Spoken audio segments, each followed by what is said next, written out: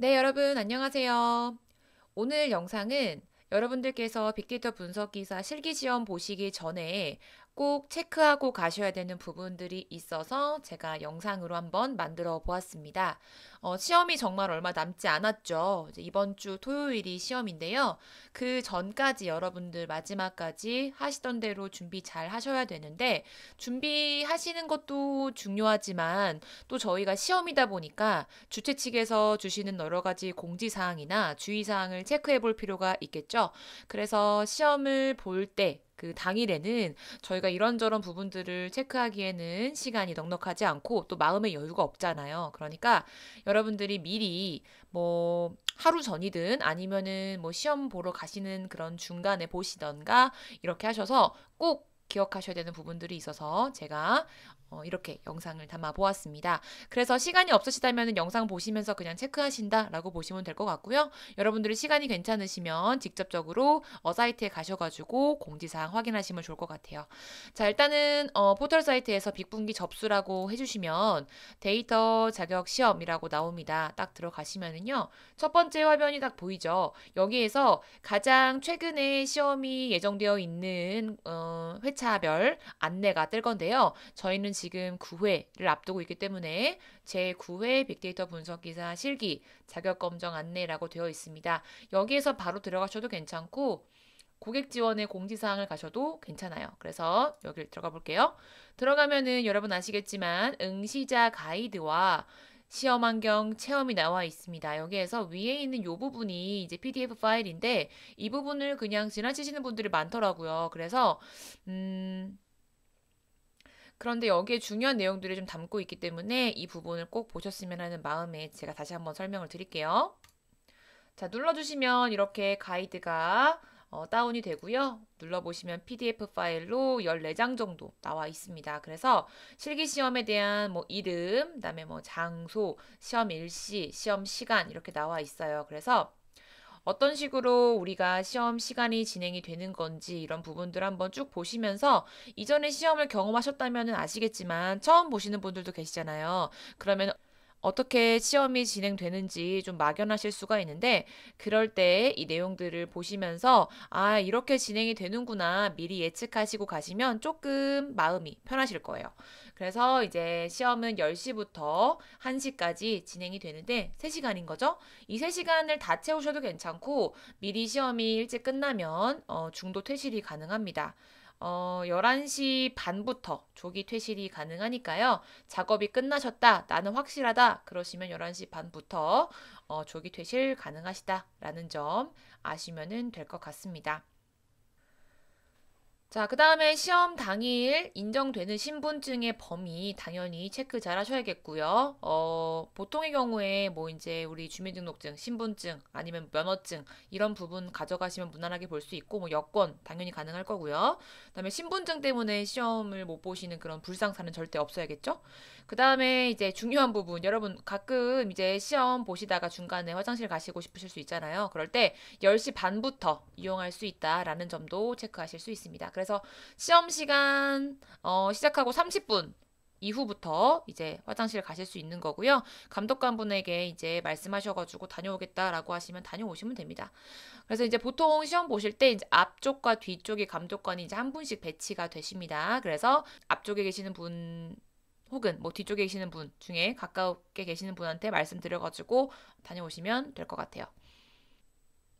그 다음에 뭐 부정행위나 이런 부분들 당연히 쓰시면 안 되겠죠. 그래서 뭐 윈도우 메모장, 계산기, 엑셀 등 이런 프로그램들 이런 걸 이용해가지고 답안을 작성한다거나 뭐 시험 사이트 이외에 뭐 추가적으로 허가되지 않은 사이트, 뭐 구글, 네이버 이런 포털에 접속한다거나 말 그대로 부정행위인 거죠. 뭐 이렇게 검색을 해가지고 어떤 내용을 확인해가지고 이렇게 하는 거는 안 된다. 당연한 얘기죠. 그래가지고 저희가 지금 메모장 같은 것도 사실 우리가 이제 보통 수기로 필기시험 보듯이 보는 시험이라면 적어볼 수 있잖아요. 내가 뭐 기억하고 싶은 내용들 등등등 적을 수 있는데 실기시험은 이제 컴퓨터로 작성이 되기 때문에 어떤 메모를 하기가 좀 어렵죠. 그럴 때 이제 시험상에서는 메모장 기능을 지원해 주니까 그쪽에서 제공된 메모장에서만 메모를 하셔라 이런 내용인 거죠. 자, 그리고 나서 이제 뭐 이런 중요한 부분들, 답안 제출, 채점 기준 이런 부분들이요. 1유형, 2유형, 3유형이 있는데 각각 1유형은 세 문항이고 문항당 10점입니다. 그래서 점수가 30점인데 그렇기 때문에 뭐 부분 점수가 사실상 없다고 보시면 돼요. 맞으면 10점, 틀리면 0점 이렇게 되는 거니까 이 부분 꼭 보시면 되고 이 유형은 약간 부분 점수라는 게 있을 수 있어요. 이건 제가 뒤에 좀 말씀드릴게요. 그래서 한 문제 40점이기 때문에 답안 작성하고 CSV 파일로 코드를 제출해 주시는 거 해주셔야 되고요. 3유형은 두 문제예요. 두 문제인데 문항당 15점이에요. 그래서 한 문항당 한 3개의 소문항으로 되어 있어요. 그러니까 5점씩 뭐 15점 이렇게 본다라고 보시면 되죠. 그래서 6문항입니다. 그래서 이런 부분들이 있기 때문에 역시나 이제 그 문제를 맞았으면은 뭐 5점 틀리면 0점 이런 식으로 되겠죠? 그래서 역시나 1유형과 3유형은 주의하실 게 코딩 하시고 그러니까 문제풀이 화면에서 코드를 쭉 하신 다음에 답안 도출하신 다음에 답안 제출 화면이 반드시 있어요. 그러니까 구별되어 있습니다. 거기에다가 답안을 제출하셔야 된다라는 거예요. 그래서 그 부분들 기억하셔야 되고 이 유형은 저희가 말 그대로 예측 파일을 저장해서 제출하는 거가 중요하기 때문에 그 자체가 잘 제출되었는지가 중요한 겁니다. 답안 제출란이 따로 없겠죠. 이 유형은. 자, 그래서 1유형부터 보시면 각 문항별로 코딩 화면에서 문제를 풀이한 다음에 답안은 별도 답안 제출 화면으로 이동해서 제출하셔야 되며 지시된 제출 형식을 준수하셔라. 무슨 말이냐면 만약에 어떠어떠한 답이 나왔는데 그 답이 뭐 0.475324 이렇게 나왔다고 해볼게요. 그런데 문제에서 단 제출 형식은 소수점 4자리에서 반올림해서 3자리까지 한다. 그럼 라운드 함수 써가지고 3번째까지 출력하겠다. 라고 작업하신 다음에 그 내용을 저희가 형식에 맞게 제출해 주셔야겠죠. 그런 부분들. 예시를 보시면 제출 답안이 이제 만약에 산출된 값이 0.117이었다. 그런데 반올림해서 소수점 둘째 자리만 하세요. 라고 했으면은 0.12가 되겠죠. 이걸 뭐 우리가 반올림을 직접 하거나 아니면 코드로 직접 하거나 이거는 뭐 상관없어요. 어쨌든 답안만 맞으면 되는 겁니다. 그래서 0.12가 되어야 정답이고 만점이 되는 거죠. 즉 10점이 되는 거죠. 근데 만약에 뭐 0.120이라든지 뭐 117, 뭐 이런 식으로 형식이 안 맞으면 0점 처리가 된다라는 점 너무너무 아쉬울 수 있으니까요. 이 부분들은 여러분들 꼼꼼하게 체크를 해주세요.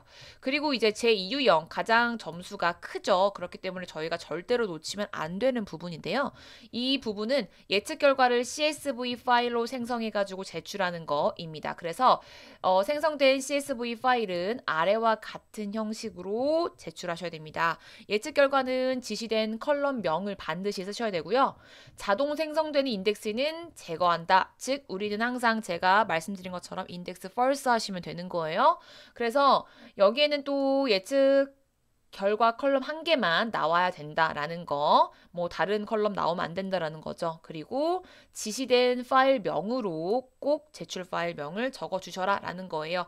이것도 파일명이 다르게 될 경우에는 오답 처리가 됩니다. 그러니까 감점이 돼요. 일부 뭐 부분 점수가 깎이는 거죠. 그 다음에 뭐 CSV 파일 별도로 어떠한 뭐 디렉토리를 지정할 수 없다. 그냥 그 파일명으로 제출하시면 된다라는 겁니다. 자, 채점 기준 중요하죠. 마지막으로 제출된 코드로 생성된 CSV 파일 자체가 채점 대상이 되고요. 문제에서 나왔던 평가 지표를 가지고 구간에 따라서 점수를 부여합니다. 즉, 너무 말도 안 되게 성능이 안 좋게 나왔다라고 한다면 그 부분에 대해서도 감점이 될 수 있다라는 겁니다. 자, 중요한 거 작성된 코드에 대한 부분 점수 있다 없다 없습니다. 그렇기 때문에 결론적으로 우리가 제출해낸 마지막에 CSV 파일이 형태에 맞는지, 파일명이 맞는지, 디렉토리 별도로 설정 안 했는지 등등등 성능이 너무 말도 안 되게 나쁘지 않은지 이 부분이 중요하다라는 거예요. 그쵸? 그러니까 제출 형식을 위반하면 너무나 우리에겐 치명적인 감점이 되겠죠. 그래서 그 부분 기억하시고 자, 보시면 0점이 되는 유형들에 대한 예시가 나와 있습니다. 예측값 정확도가 평가 지표 최저 구간보다 너무 안 된다. 좀 말도 안 되게 나왔다라는 거죠. 그러면 0점이 되는 거고요. 이거 중요해요.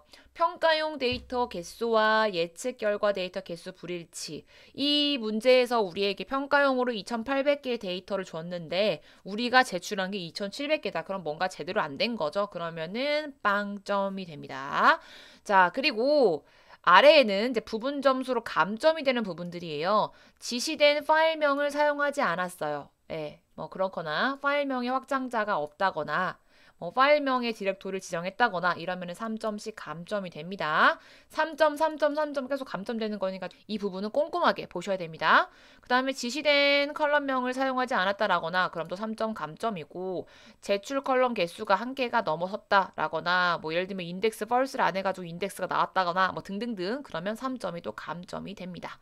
자, 그럼 보시면은 제대로 잘 평가했다 그랬는데 보시면 지시된 그 파일명을 사용하지 않았다. 뭐 예를 들면은 지금 파일명을 지금 뭐 리절트가 아니라 파일명을 리절트로 해야 되는 건데 리절트가 아니라 뭐 나름대로 나만의 방법으로 바꿨다거나 그러면 당연히 안 되겠죠. 이런 부분들 꼼꼼하게 보시면서 여러분 어떤 게 감점되는 건지 보시면 되고 아깝게 감점이 되지 않도록 꼭 체크를 하시면 좋겠어요. 저희가 만약에 40점 만점이 아니라 뭐 하나를 잘못해가지고 37점이 됐어요. 그러면 40점일 때와 37점일 때는 10점대 라인이 달라지잖아요. 그러니까 그렇게 아깝게 우리의 3점을 버리지 말자라는 거죠. 그 다음에 쭉 읽어보시면 되고요. 3유형 보겠습니다. 자, 3유형은 문항별로 코딩 문제에서 문제 풀이하고 답안 제출란에다가 답안 제출하면 되는 겁니다. 그래서 결론적으로 답안 제출란에 나왔던 그 답이 맞으면은 만점이고 즉 여기서는 뭐 소문제별로니까 5점이고 아니면 0점이 되는 거겠죠. 그래서 역시나 작업형 1유형처럼 문제풀이 공간에서 문제풀이 쭉 하시고 거기에 맞게 뭐 제출 형태 대부분이 뭐 정수 형태로 내라 아니면은 반올림해라 이 두 중에 하나예요. 그렇게 해가지고 내시면 됩니다. 역시나 산출된 값이 0.117이었다. 역시나 산출된 값이 0.117이었는데 둘째 자리까지 반올림해라 라고 했다면 반올림한 값을 넣어주셔야 정확하게 답이 된다 라고 보시면 되는 겁니다. 시험 환경은 클라우드 기반 CBT이고요. 크롬 브라우저를 씁니다. 문항별로 R 또는 파이썬 중에 언어 선택하시면 되고요. 그리고 제가 말씀드렸던 것 중에 코드 실행 시간 말씀드렸죠. 코드 실행 시간은 1분까지만 되는 거예요. 그러니까 1분 미만. 1분이 넘으면 안 되는 거죠. 그래서 코드가 너무 지나치게 복잡하거나 그래서 실행 시간이 너무 길어진다 그러면 자동적으로 1분까지 하고 실행이 중지가 됩니다. 그래서 그 부분 잘 보셔가지고 체크하시면 될 거고 라인별로 실행할 수 없다. 뭐 전체 한 번에 통으로 실행할 수밖에 없다라는 거고 그래프 기능, 뭐 단축키, 자동 완성 이러한 부분들 보통의 저희가 통합 개발 환경에서 쓸 수 있었던 뭐 자동 완성, 자동 뭐 입력, 그 다음에 단축키로 실행하는 거 이런 부분들은 제공되지 않는다라고 보시면 됩니다. 그 다음에 제공된 패키지만 볼 수 있고요. 시험 중에 패키지를 추가할 수 없다. 헬프나 뭐 dir 뭐 이런 걸로 여러분들이 참조해가지고 어떤 힌트를 보실 수는 있어요. 자, 그리고 시험 당일날 고사실은 9시부터 개방을 하고요. 9시 반까지 입실이 되어야 됩니다.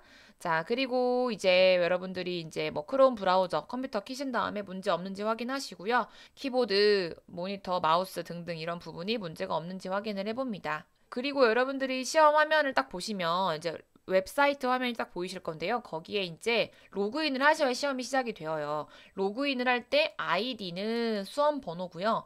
패스워드는 시험 당일날 고사장에서 안내를 해주십니다.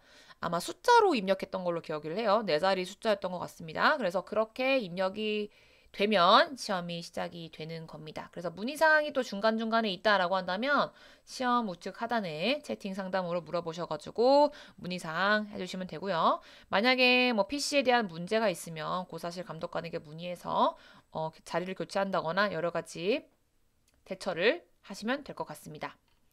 자, 시험 들어가시면은 기본 화면은 이렇게 보여요. 좀 확대해 볼까요?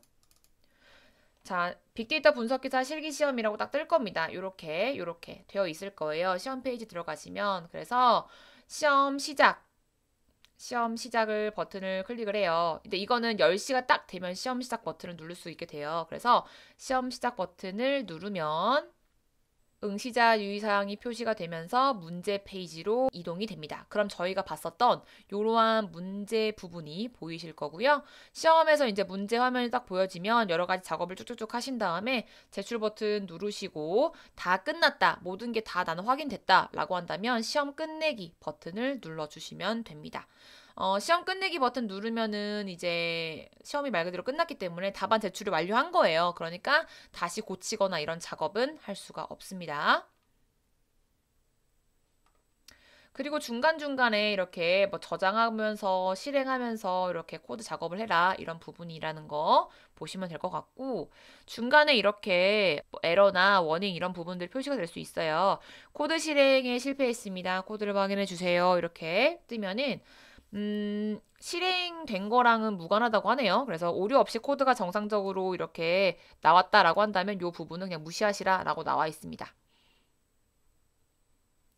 그리고 아까 말씀드린 것처럼 제출 형식에 맞게 제출해야 된다라고 했어요. 1유형과 3유형은. 그러면 만약에 문제에 대한 제출된 값이 도출된 값이 0.011이었어요. 근데 둘째 자리까지 하세요 라고 했다면 0. 뭐뭐까지만 입력이 된다라는 겁니다. 지금은 세 자리까지 입력했으니까 입력 형식이 올바르지 않다라고 나온다라는 거죠. 그래서 입력 형식을 꼭 보실 수 있도록 해주시고, 여기에서 만약에 내가 미처 체크하지 못했는데 입력 형식이 올바르지 않다라고 나왔다면 아, 내가 반올림 안 했구나 하고 다시 한번 고치고 제출하시면 됩니다. 뭐 이런 거는 쭉 보시면 되고, 메모장 기능으로 메모 이렇게 쓸 수 있다라는 거. 그다음에 이거는 시험 화면에 대한 부분들입니다. 그래서 답안 제출이 완료됐다면 이렇게 체크가 되어 있으니까 체크된 거 꼼꼼하게 보시면서 마지막까지 시험 마무리하시라라는 내용입니다. 네, 그 다음에 쭉 읽어보시면 돼요. 그래서 시험 끝내기를 누르면 시험이 이제 끝나는 거죠. 자, 그럼 종료 후에 제출 현황 보기가 있어요. 그래서 여기를 봤을 때 답안 제출 여부를 확인할 수 있어요. 답안 제출이 완료됐으면 완료라고 나와 있고, 이제 제출이 안 돼 있으면 뭐 미제출이라고 되어 있겠죠? 근데 여기에 풀이용 부분은 당연히 미제출이라고 되어 있는 게 맞죠? 말 그대로 풀이용이니까. 그래서 이제 미제출되어 있어도 내가 답안 제출을 완료했다라고 한다면 제출이 완료된 거니까 걱정 안 하셔도 괜찮다라는 겁니다.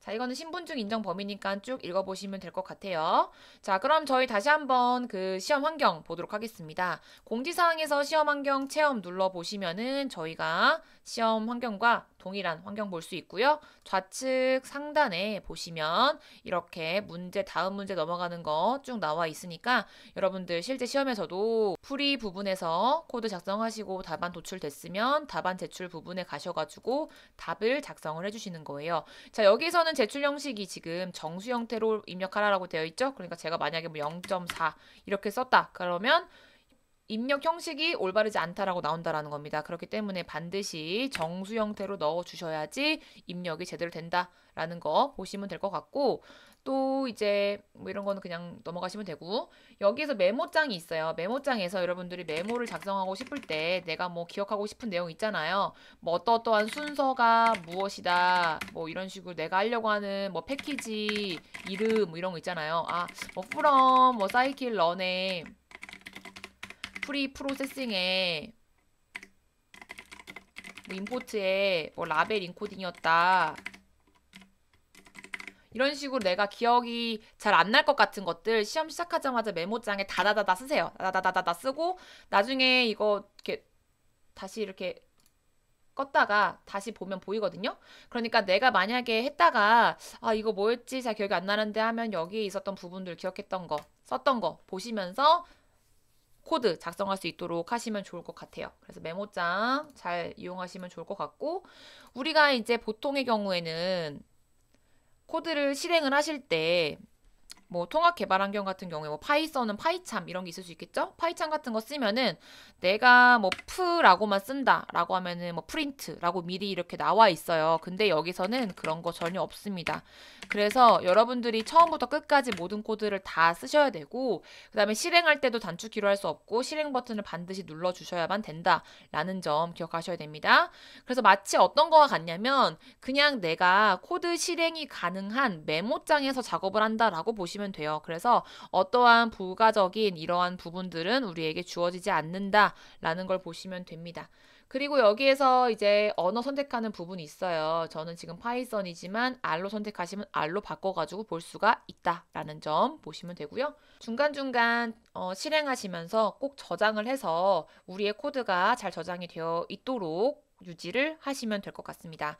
네, 여러분 시험 보시기 전에 사실 이런 내용들 꼼꼼하게 보시는 게 정말 중요하니까요. 우리의 평가와 직결되는 부분들에 대한 공지사항 꼭 보셔서 시험 때 억울하게 감점되는 일 없도록 하시면 좋을 것 같습니다. 네, 오늘 영상은 여기까지 준비할게요. 여러분, 안녕히 계세요.